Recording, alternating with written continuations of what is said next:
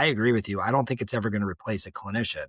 But what I fear with it is that, just like you said, the mission is to make a clinician like more precise, more accountable, um, more efficient, be able to like look at something and kind of figure out, okay, this is what I want to do decision wise that's going to impact the kids, the families, and the outcomes.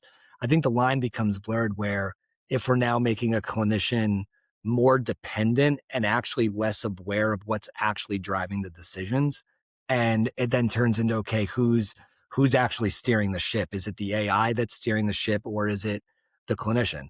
To me, someone who's been in the field for a long time, I think AI is the greatest thing ever, because I'm just like, this is making me so much more efficient because I can utilize this technology. My fear is when you get that 1 year BCBA without the life experience that then is on the tool and is allowing it to steer. Now, what I love about your technology, Amol, is it's built by clinicians.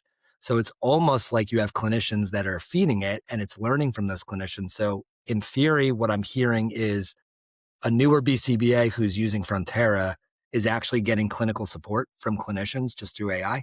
Yeah, yes, and I think you can use, and I've seen clinics use our assessment and reassessment tools as teaching opportunities, as learning opportunities. Like, there's a lot of ways to use that. Ultimately, your point about how one uses AI, when we turn this technology over to a clinic, it's up to them to use it how they want to, right? We put the guardrails on it from a safety standpoint, from a technology standpoint, from a depth standpoint. But to your point, like, if I'm a clinical director and I adopt Frontier technology, it's up to me how I want to use that, right? I can say that, well, I'm going to have my less experienced BCBAs do at least half of their assessments in the traditional way because I want them to learn, or I'm going to check, or I'm going to use this as part of the training system, or whatever the case is. Those are all options that are available to the clinic, right? The tool is just simply there for you to make far more efficient, your scaling, growing organization so that you can do more, and also to reduce that, again, administrative burden. Because those hours reinvested in spending time with the family or other things could have a profound impact on the quality of care, ultimately the relationship with the family. I mean, I had a great relationship with our RBTs and our BCBAs over the years when my son was in therapy. And I thought they did a phenomenal job. And then this was, again, there was no Frontera apps or anything like that back then. Um, so that is a huge part of it. That's part of keeping the parent engaged. It's part of staying in therapy so you don't quit. You show up for more sessions.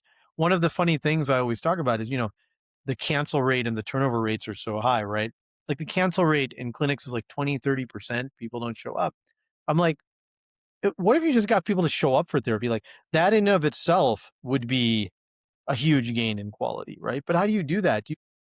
If you have a connection and a closer relationship with the family, and you are encouraging them, you are coaching them, you're doing the parent training modules, their odds of showing up are much higher. You need time for that.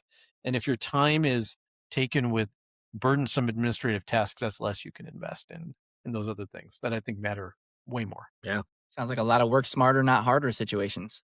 Yeah, absolutely. And I don't doubt that there are some clinicians that can put in all the extra hours, and they probably would, but that isn't the intention here either. We got to find a way to serve all these unmet needs without making people work 80 hours a week.